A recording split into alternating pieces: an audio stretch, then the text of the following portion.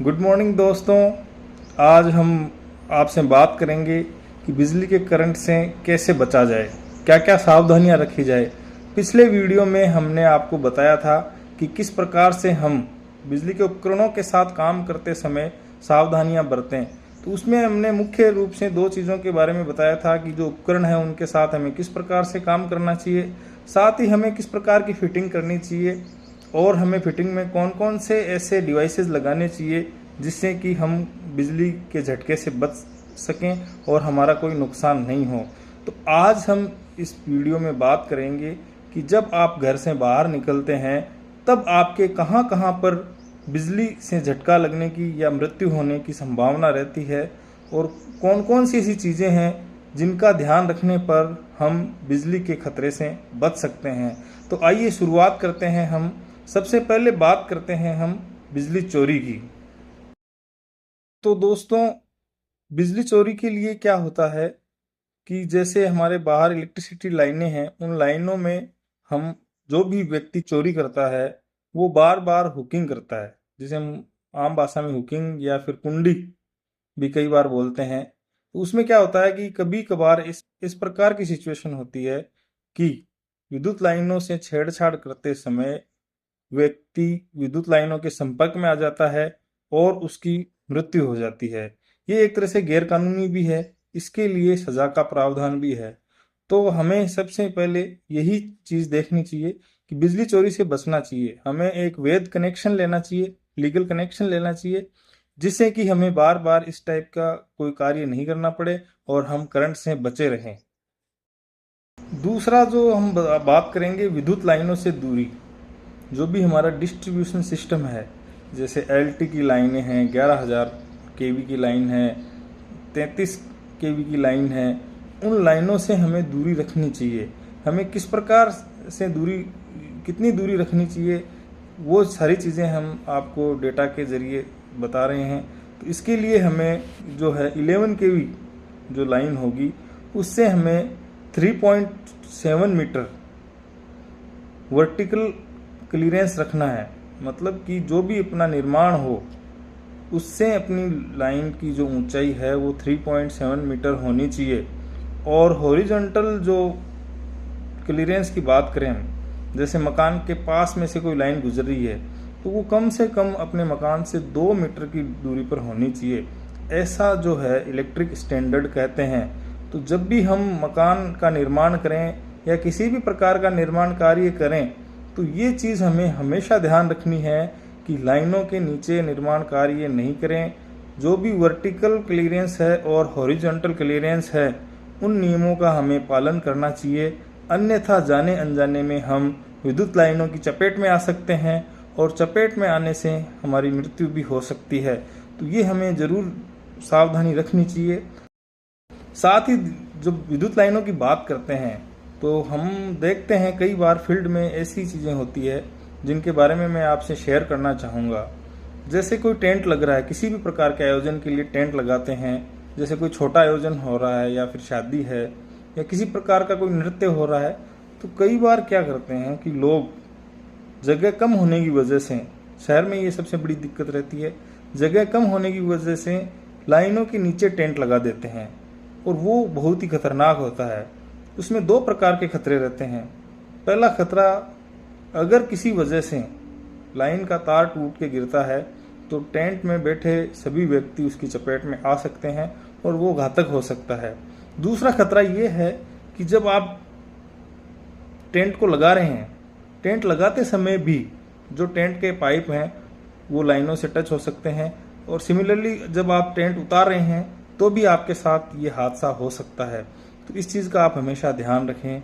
और कोई भी वाहन जैसे कि ट्रक, बस, कार, जो भी वाहन है, कभी भी इलेक्ट्रिक लाइनों के नीचे खड़ा ना करें। इलेक्ट्रिक लाइनों के नीचे अगर आप कोई वाहन खड़ा करते हैं जैसे ट्रक या बस, तो क्या होता है, कई बार ऐसे हादसे हुए हैं कि लाइन के नीचे ट्रक खड़ा है या बस खड़ी है, तो उस पर बस के ऊपर जब कोई चढ़ता है तो क्लीयरेंस जो है लाइनों का इतना ही होता है कि बस के ऊपर अगर कोई व्यक्ति चढ़ेगा तो वो जरूर ही लाइनों के संपर्क में आ जाएगा। तो जो ड्राइवर है उनको ये स्पेशल ध्यान रखना चाहिए कि विद्युत लाइनों के नीचे किसी भी हालत में अपने ट्रक, बस, जीप, कार कभी भी नहीं खड़ा करें। ये भी ध्यान रखना चाहिए कि जो लोडिंग वाले हमारे साधन हैं जैसे कि ट्रक वगैरह, वो कभी भी ओवरलोडेड नहीं हो। ओवरलोडिंग होने की स्थिति में वो विद्युत लाइनों से टकरा जाते हैं और एक बहुत बड़े हादसे का कारण बन जाते हैं। साथ ही हमें हमेशा ध्यान रखने चाहिए जो कि कच्चे रास्ते हैं जिधर से भारी वाहनों का आवागमन अलाउ नहीं है, उधर से कभी भी हमें भारी वाहनों का आवागमन नहीं करना चाहिए।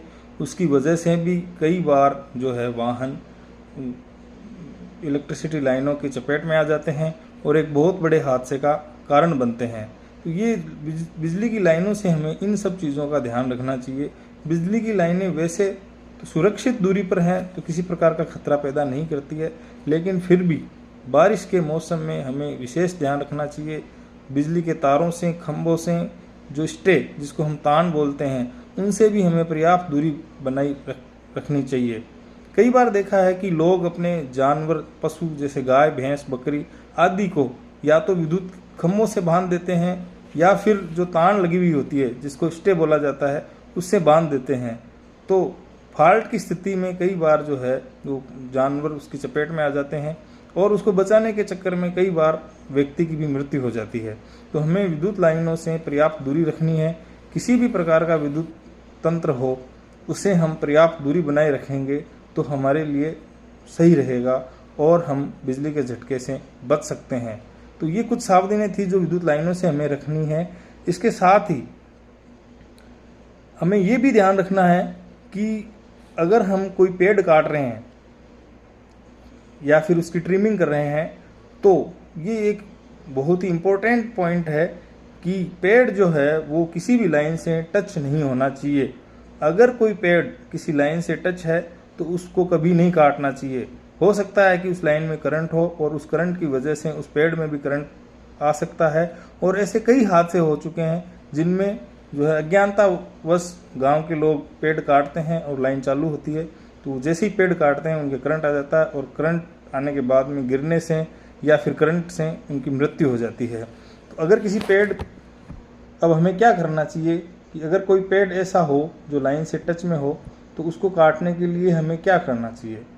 उसको काटने से पहले हमें नज़दीकी जो विद्युत विभाग का ऑफिस है उससे संपर्क करना चाहिए। उसके बाद ही, उनकी अनुमति के बाद ही हमें उसमें आगे की कार्रवाई करनी चाहिए। अपने स्तर पर किसी भी प्रकार की कार्रवाई करने से बचना चाहिए।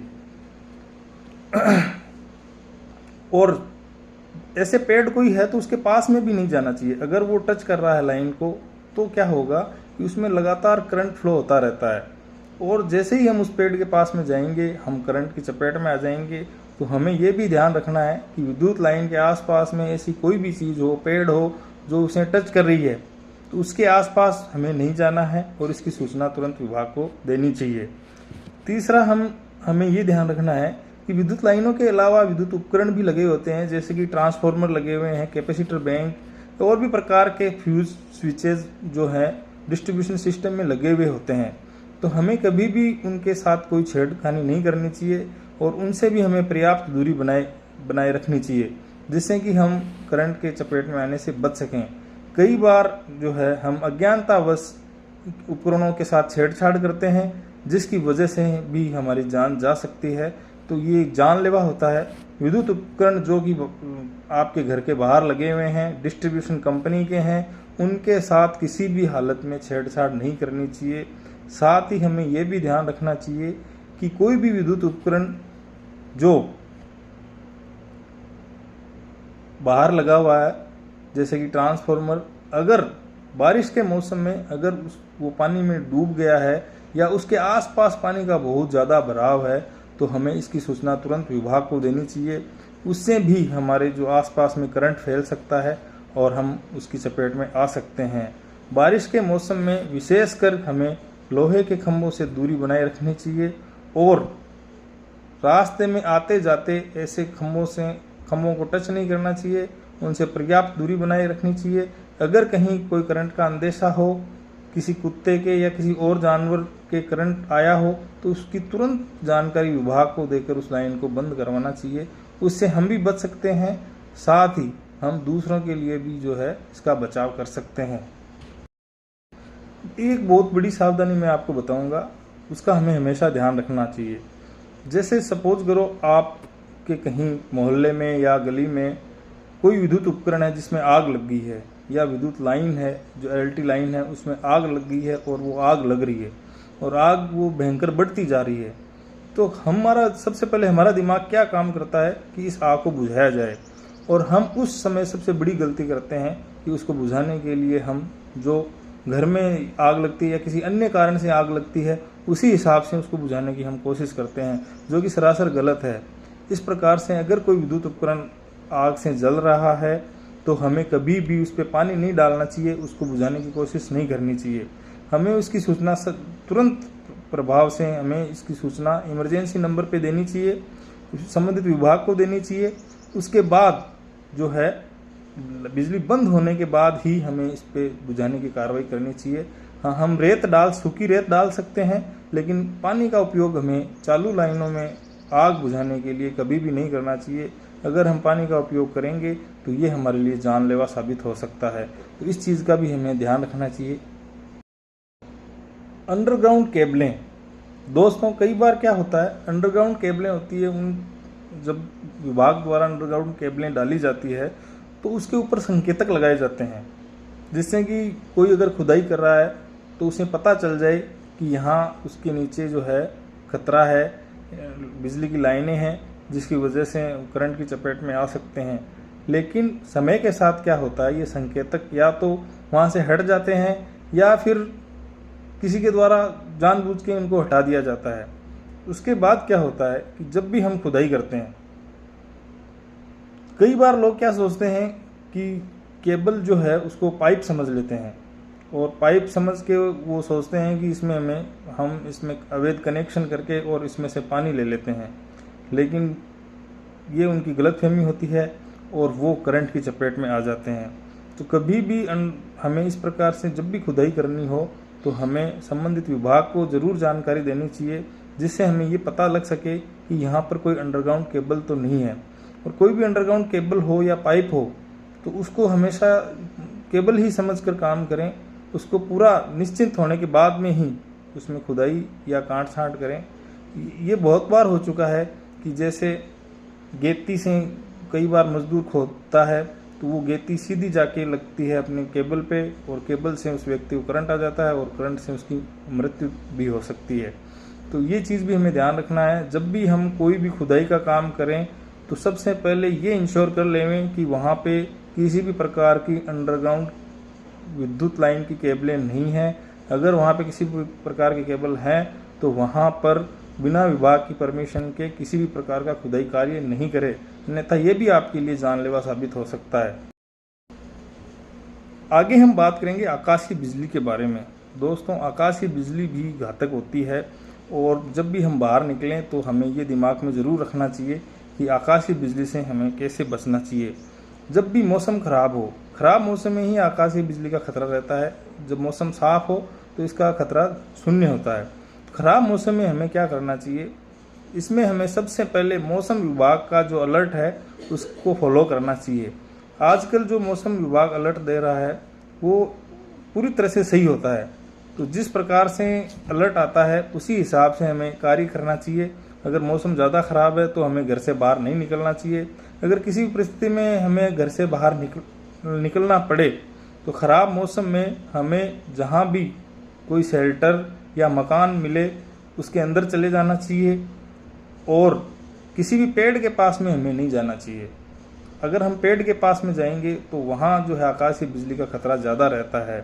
साथ ही हम ये भी कर सकते हैं कि अगर आसपास में कोई भी शेल्टर नहीं है और बिजली ज़ोर से चमक रही है और हमें ऐसा लग रहा है कि बिजली गिर सकती है, तो हमें क्या करना चाहिए, हमें उकड़ू बैठ जाना चाहिए। अपने दोनों पाँव को जोड़ के उकड़ू बैठ जाना चाहिए और साथ ही अपने दोनों कानों को उंगलियों से बंद कर लेना चाहिए, जिससे कि अगर बिजली गिरेगी तो उसका प्रभाव हमारे शरीर पे कम से कम होगा। साथ ही साथ हमारी जो श्रवण शक्ति है वो भी नष्ट नहीं होगी। आकाशीय बिजली जब भी गिरती है तो उसमें 90% मामलों में व्यक्ति की मृत्यु नहीं होती है, लेकिन 10% मामले ऐसे होते हैं, गंभीर मामले होते हैं, जिसमें व्यक्ति की मृत्यु हो जाती है। कई बार ऐसा होता है कि 100 लोगों पे एक साथ बिजली गिर गई, तो उसमें से कई लोगों की श्रवण शक्ति भी चली जाती है, क्योंकि इतनी तेज़ आवाज़ होती है जिसकी वजह से हमारे कान के पर्दे फट जाते हैं। तो हमें इन चीज़ों से जो है दूरी बनाए रखनी चाहिए।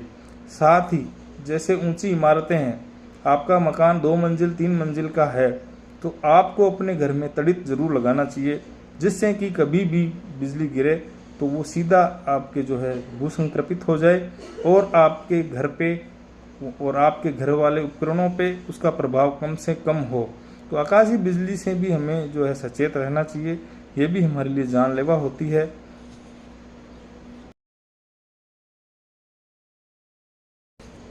रेलवे लाइनें, रेलवे विद्युत लाइनों की बात करेंगे हम। आज भारत में लगभग जो है रेलवे का इलेक्ट्रिफिकेशन हो चुका है, मतलब कि हर ट्रैक पे आप जो है इलेक्ट्रिक लाइनें मिलेगी। तो इन इलेक्ट्रिक लाइनों से भी हमें जो है सावधानी रखने की ज़रूरत होती है।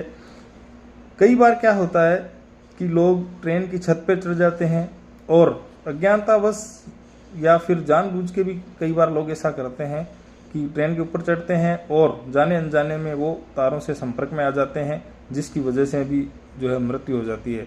तो हमें इस चीज़ का भी ध्यान रखना चाहिए, कभी भी ट्रेन की छत पर बैठकर यात्रा नहीं करनी चाहिए। और कहीं पे भी रेलवे ट्रैक पे या हम क्रॉस कर रहे हैं, कहीं भी तार कोई टूटा हुआ है तो उसकी सूचना तुरंत हमें जो है रेलवे विभाग को देनी चाहिए और उससे हमें सावधानी रखनी चाहिए। एक चीज़ दोस्तों मैं और बताना चाहूँगा, कई बार जैसे कि मान लो हम रास्ते पर चल रहे हैं और चलते चलते हमें पता चला कि कोई बिजली का तार टूट के गिरा हुआ है। उस तार के हम जैसे कि बिल्कुल नज़दीक पहुंच गए हैं और थोड़ा सा चलते ही उसको छू सकते हैं, तो हमें उस समय पे क्या करना चाहिए? उस समय में हमें घबराना नहीं चाहिए। जैसे हमें पता चला तो सबसे पहले हमें अपने मन को शांत करना चाहिए, फिर दोनों पाँवों को जोड़ लेना चाहिए। जोड़ के हमें एक साथ जंप लगा के उससे धीरे धीरे दूर हो जाना चाहिए। अगर आप एक पाँव से चल सकते हैं तो और भी अच्छा रहेगा, लेकिन उसमें घबराना नहीं चाहिए। घबराने से क्या, कई बार ऐसा होता है कि आदमी उसकी पता होते हुए भी उसके चपेट में आ जाता है और उसकी मृत्यु हो जाती है। तो कहीं पे भी आपको तार टूटा हुआ दिखे तो आपको ऐसा ही करना है, जिससे कि आपके जो टच पोटेंशियल है और स्टेप पोटेंशियल है उससे आपके करंट नहीं आएगा और आपका बचाव हो सकता है। और जैसे ही कोई तार टूटा हुआ आपको दिखे तो हमें उसकी सूचना तुरंत विद्युत विभाग को देनी चाहिए, जिससे कि तुरंत लाइट बंद की जा सके और किसी अनहोनी से बचा जा सके। तो इस प्रकार से जो है आउटडोर में हमें इन चीज़ों का ध्यान रखना चाहिए। ये कुछ चीज़ें थी जिनका अगर हम ध्यान रखेंगे तो हमारे दैनिक जीवन में बिजली के करंट से हम बचे रहेंगे। तो साथियों, सभी को आप जागरूक करते रहिए, सभी को बताते रहिए कि बिजली के करंट से किस प्रकार बचना चाहिए। अगर हम सभी जागरूक होंगे तो निश्चित रूप से जो बिजली से होने वाले हादसे हैं, जिसमें कि प्रति वर्ष भारत में 13,000 से ज़्यादा लोगों की मृत्यु हो जाती है, ये हादसे कम होंगे और एक दिन हम इन हादसों में होने वाली मृत्युओं को जीरो कर पाएंगे, ऐसा मेरा मानना है। तो इन्हीं बातों के साथ में मैं आज अपना ये वीडियो समाप्त करता हूँ। आगे हम किसी अन्य टॉपिक के साथ मिलेंगे और भी हमारे साथ में बहुत सारे ऐसे टॉपिक हैं जिन पे हम बात करेंगे आपसे, और इलेक्ट्रिसिटी से जुड़े हुए ऐसे कई टॉपिक हैं जिनकी चर्चा मैं आपसे आगे करता रहूँगा। धन्यवाद। जय हिंद, जय